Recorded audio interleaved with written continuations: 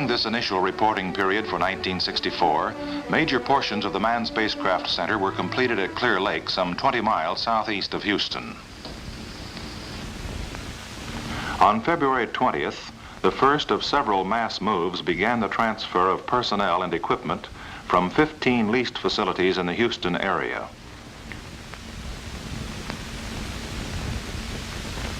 By June 30th, the end of the reporting period, the moves were essentially complete, with over 3,000 personnel relocated at the Clear Lake site. Concurrent with personnel moves, major equipment areas were being implemented. In the operations wing of the Manned Spaceflight Control Center, the UNIVAC communication and simulation computers were in operation, and 3 of the 4 IBM 7094 real-time computers had been delivered. Construction in the 2 identical mission control rooms was nearing completion. Installation of control, communications, and display equipment remained to be accomplished. In April, heavy construction was still evident in several areas of the site. Work on the flight acceleration facility concentrated on completing the high acceleration centrifuge. One feature of the operational centrifuge will be an interchangeable gondola system which will permit a payload to undergo testing while others are being prepared. By June, the 10,000 horsepower centrifuge motor was being emplaced. It will drive the gondola at speeds imposing up to 30 times the force of gravity. Construction of the Space Environment Simulation Lab was proceeding on schedule. Steel erection on Chamber A was completed in April. The chamber is 120 feet high and will accept Apollo-sized spacecraft for testing under environments approximating those of outer space.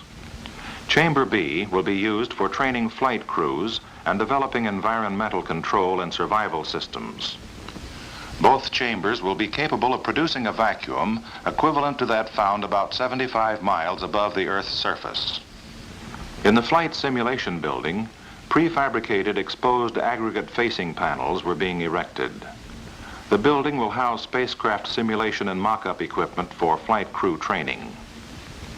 The consolidation of personnel and equipment at Clear Lake enabled the center's research staffs to concentrate fully on manned mission support.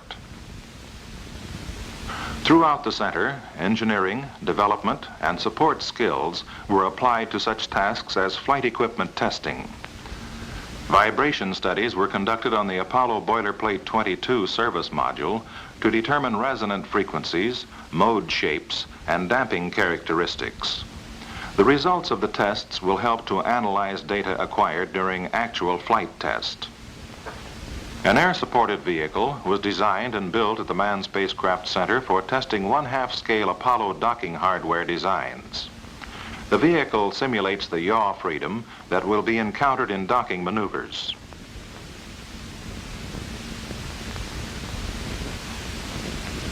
It is aiding the study of contact and post-contact link behavior. Investigations into the use of an overhead window for the Lunar excursion module made possible the elimination of the module's front docking ring. This will result in a weight-saving and simplified operation, both while on and during ascent from the lunar surface. Development efforts on a water-cooled spacesuit undergarment were demonstrated during the reporting period. A small battery-powered pump circulates cool water through 240 feet of tiny plastic tubing sewn into the garment. The tubes are in contact with the skin and regulate its temperature through direct heat transfer. Tests showed that the garment is more efficient, more compact, and requires less power than forced air systems presently used for spacesuit cooling. A number of Gemini spacesuit studies were conducted, including mechanical dexterity and mobility checks, and mobility interface tests of the suit in the Apollo command module. The Gemini suit will be used on early manned Earth orbital Apollo flights. This will allow more time to perfect the Apollo suit for later lunar missions. At Wright-Patterson Air Force Base, spacesuit performance was observed under zero gravity conditions aboard a KC-135 aircraft flying parabolic trajectories. A full-scale Gemini cabin mock-up was used in the tests.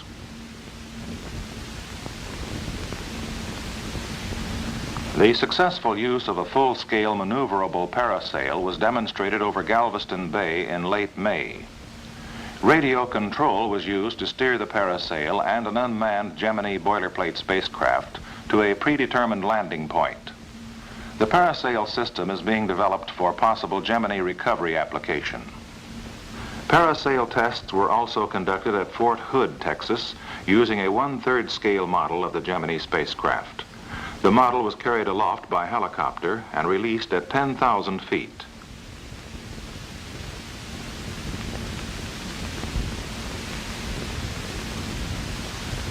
A television picture, relayed from a camera mounted in the vehicle's nose, will help instruct astronauts in parasail steering techniques. Radio control is used to maneuver the test vehicle to a predetermined landing point.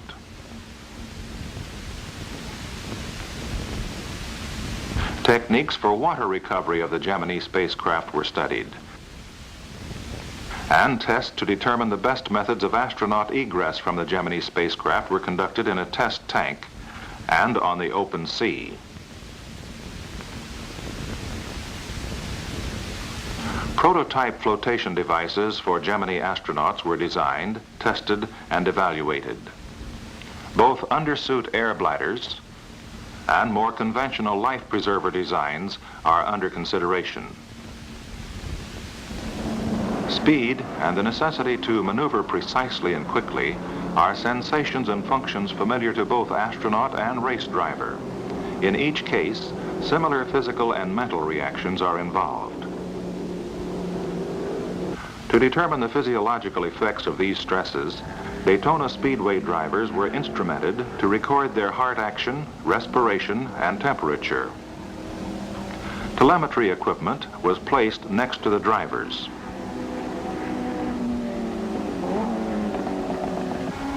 While the drivers maneuvered the course, an electronics team monitored their bodily functions.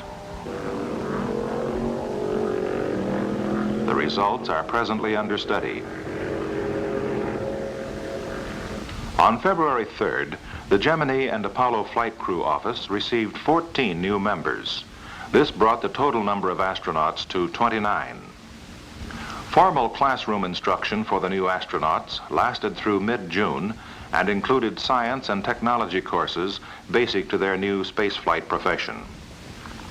Geology classroom instruction was supplemented by field trips to areas where volcanic and impact geological phenomenon could be observed.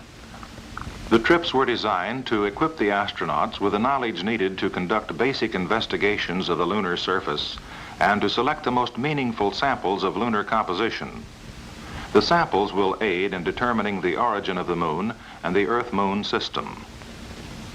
The new astronauts were taken to the rainforests of Panama for 3 days of jungle survival training. The instruction is part of contingency training intended to acquaint the astronauts with basic survival techniques should their spacecraft be forced down in inhospitable terrain.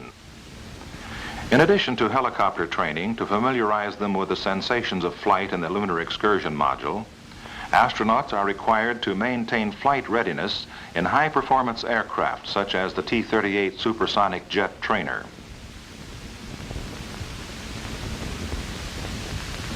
The first of 15 T-38 aircraft was received by the Flight Crew Office. The trainers will replace F-102 and T-33 aircraft presently being used. On April 13th, a press conference was held at the Manned Spacecraft Center to announce the selection of crews for the first manned Gemini flight. Virgil Grissom was named command pilot of the prime crew, and Jan-Jun was named co-pilot. Command pilot for the backup team will be Walter Schirra. Thomas Stafford will be co-pilot for the backup team. The first half of 1964 recorded a number of significant accomplishments in bringing the Gemini program closer to its operational goals. On January 21st, the sequenced compatibility firing of Gemini Launch Vehicle number 1 took place at Cape Kennedy.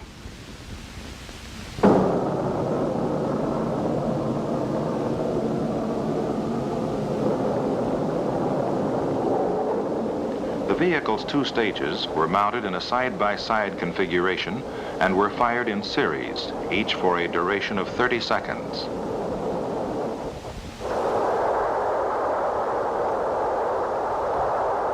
The vehicle's successful performance signaled its readiness for the launch of the first Gemini spacecraft. On March 5th, spacecraft number 1 was hoisted in the gantry on Launch Complex 19. The unmanned spacecraft was to be inserted into a low Earth orbit and would not be recovered. Primary objectives of the flight were to test the compatibility of the launch vehicle and spacecraft, and to demonstrate the ability of the launch vehicle to place the spacecraft into a prescribed orbit. In the gantry white room, pre-mating inspections and preparations were undertaken. The spacecraft was then lowered to Gemini launch vehicle number 1, and the 2 were joined. Launch occurred on April 8th.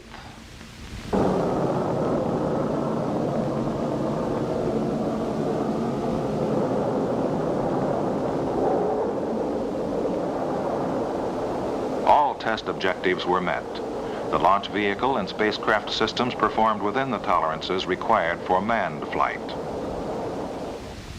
Succeeding Gemini spacecraft were in various stages of completion at the McDonnell plant in St. Louis. Cabin sections in final assembly and checkout included those of spacecraft 2, 3, 3A, and 4. Spacecraft 3A will be a static test article. Its systems will be updated to duplicate those of each flight-readied spacecraft. Its responses to simulated missions in an environmental test chamber will anticipate actual flight article performance. 12 flight spacecraft are being delivered under the McDonnell contract. Spacecraft 5 through 9 were in the early stages of fabrication. Spacecraft 2 was at the most advanced stage of completion. By June 30th, it had completed individual systems tests and was entering the integrated testing phase. Spacecraft 2 is being readied for the second Gemini Titan or GT2 flight. It will be an unmanned suborbital mission scheduled for launch in the fall of 1964. The test will emphasize qualification of the heat protection and recovery systems. The spacecraft's equipment will generally duplicate that to be carried by Spacecraft 3, designated for the first manned Gemini flight. Spacecraft 3 was the subject of a development engineering inspection held at the McDonnell plant in June. Purpose of the inspection was to assure crew safety and the ability of the spacecraft and its systems to achieve its planned mission objectives. The GT3 launch is tentatively scheduled for mid-December.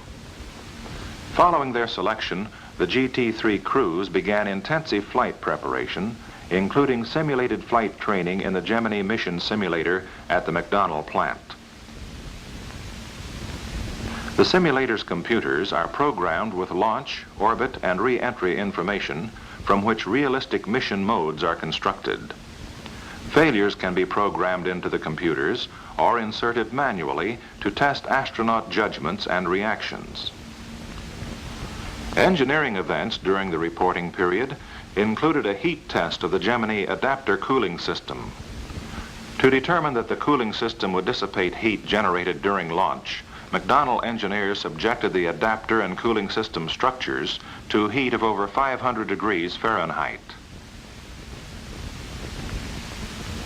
Stresses were maintained by holding the system under elevated coolant pressure loads. The system successfully dissipated the heat. At the Elkton, Maryland facility of the Thiokol Chemical Corporation, the Gemini retrograde rocket motor was statically test-fired. The motor was also checked to determine its ability to withstand anticipated launch and flight vibrations. It met specifications on all counts. At Edwards Air Force Base, California, development progress on the North American paraglider recovery system was reflected in deployment tests using a full-scale Gemini test vehicle. Typical performance was exhibited in test number 7, conducted in late May. A time-controlled release mechanism freed the collapsed paraglider.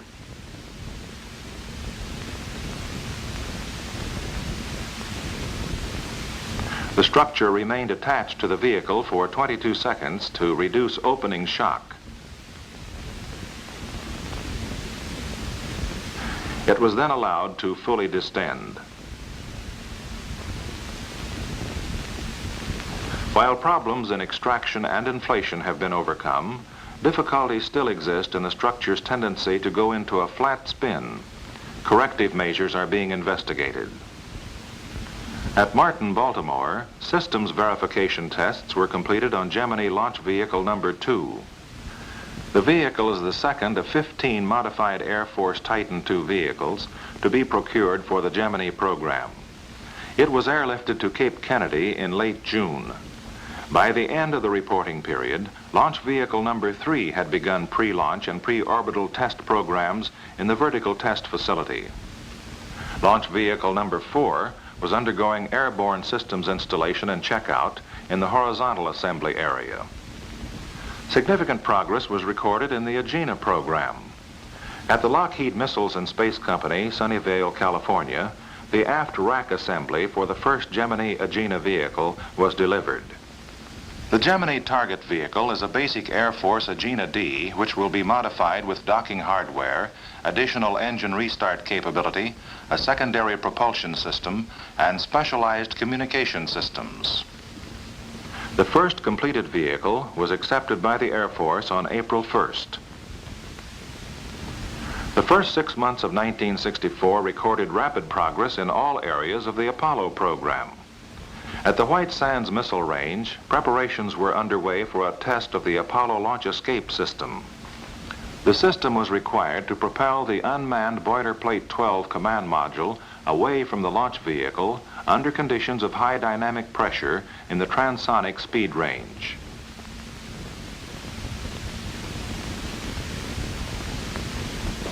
On May 13th, a powerful Little Joe 2 launch vehicle carried the payload to abort conditions.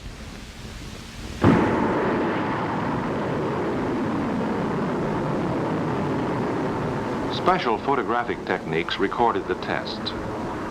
At 21,000 feet, a signal from the ground detonated the vehicle's thrust termination system. The explosion triggered the boilerplate's abort mechanism, igniting the launch escape motor and speeding the command module into its planned trajectory.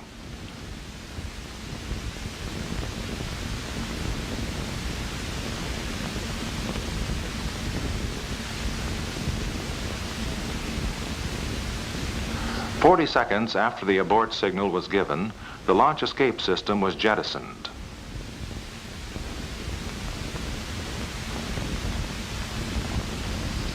A drogue chute helped stabilize the module.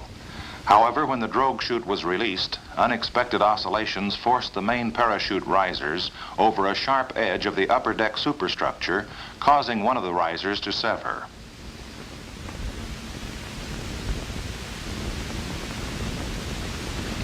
A canopy gore in one of the remaining chutes was torn by the escaping parachute shroud lines.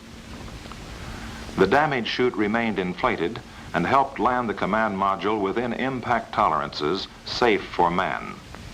All launch escape and Earth landing system sequences had performed perfectly. Command module oscillations will be dampened on future tests. During the early spring months, preparations at Cape Kennedy were underway for the first orbital launch of Apollo hardware. The test payload included Apollo Boilerplate Command Module 13, a dummy service module, and an adapter ring. Primary missions of the flight were to demonstrate the compatibility of the Saturn I launch vehicle and the Apollo spacecraft, and to test propulsion, structure, and flight control systems. No recovery was planned for the spacecraft. Launch occurred on May 28th.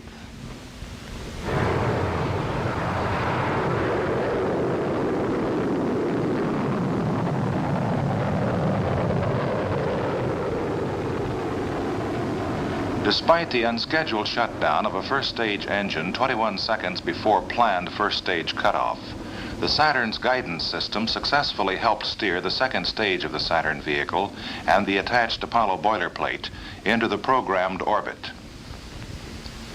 Onboard cameras recorded stage separation. All mission objectives were satisfied. The configuration of the Apollo airframe modules came a step closer to finalization as a result of a design engineering inspection held in April. The inspection was conducted at the Downey, California plant of North American Aviation. Human factor requirements and systems arrangements were of primary concern.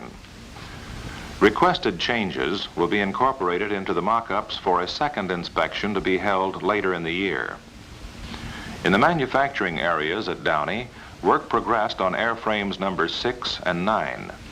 The bonding of honeycomb and facing sheets was completed on airframe number 6. Airframe number 9, which is designated for the first Saturn 1B launch, had structural honeycomb segments applied to the forward crew compartment. The structure was placed in an autoclave for curing of the bonding agents. In June, transfer tests in the North American crew tunnel mock-up were performed under simulated weightless conditions. The tests were designed to uncover problems in removing the hatches and docking devices. A means of providing storage for the removed hardware is under study. The first Pratt & Whitney fuel cell for the Apollo program was received at Downey in January. During subsequent endurance runs, the cell performed a series of restart tests, exceeding its expected operating life by 15 hours. Propellant fuel and oxidizer tanks for the Apollo service module propulsion engine were in production at the Allison Division of General Motors, Indianapolis, Indiana. Qualification fuel tanks were pressurized to failure to determine their burst strength.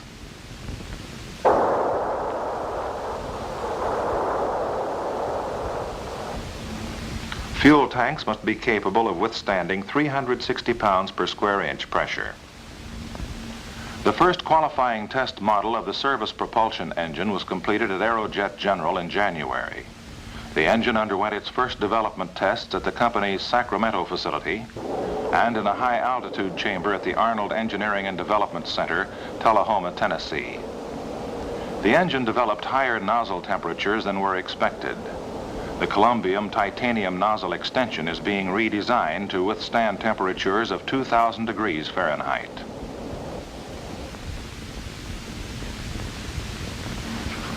Facilities for testing the service propulsion engine were completed at the Manned Spacecraft Center's Propulsion Systems Development Facility, located at the White Sands Missile Range.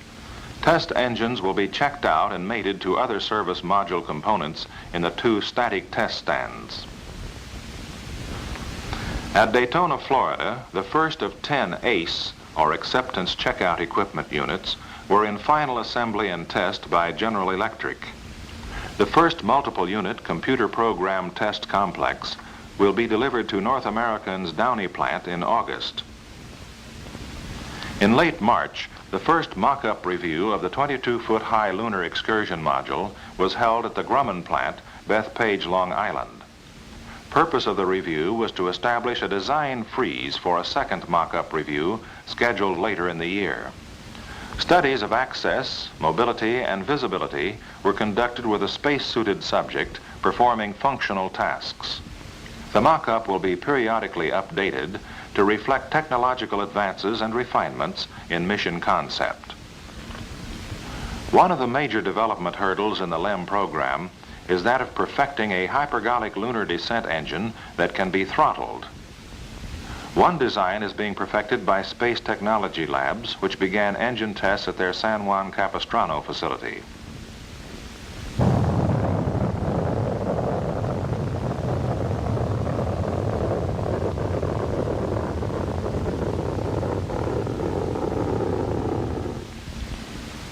At Merritt Island, Florida, construction continued on the facilities that will be used in final pre-launch preparation for all future United States manned spacecraft. The Manned Spacecraft Center's operations and checkout building was 95% complete and was scheduled for occupancy in September. The building contains work areas for the assembly and checkout of manned spacecraft. Office space and facilities for crew training and flight preparation will also be provided. The weight and balance building was complete except for interior finishing. The remaining facilities, including the hypergolic test building, cryogenic test building, and environmental control systems building, were in varying stages of completion. At nearby Cape Kennedy, the arrival of Boilerplate 15 forecasted events in the Apollo launch program. The Boilerplate spacecraft will form the payload of the next Saturn launch, which is scheduled for late summer. The Boilerplate's configuration and flight plan are identical to those of Boilerplate 13. However, additional instrumentation will be carried, and a method of jettisoning the launch escape tower will be tested using the pitch control and launch escape motors. Preparations for the forthcoming Apollo test concluded a period of increased activity in manned spacecraft programs. The first 6 months of 1964 saw the new MSC facilities opened at Clear Lake. Research and development programs undertaken at Houston and at government and contractor facilities laid a solid foundation for future spaceflight activity. Fabrication of hardware for the Gemini and Apollo programs moved ahead rapidly. Launch vehicles and spacecraft for the Gemini and Apollo programs scored notable flight successes. And progress in the LEM program foreshadowed a period of increased testing activity. As this highly productive period drew to a close, progress in Manned Spacecraft Center programs gave indication of equally successful activity in the months to come.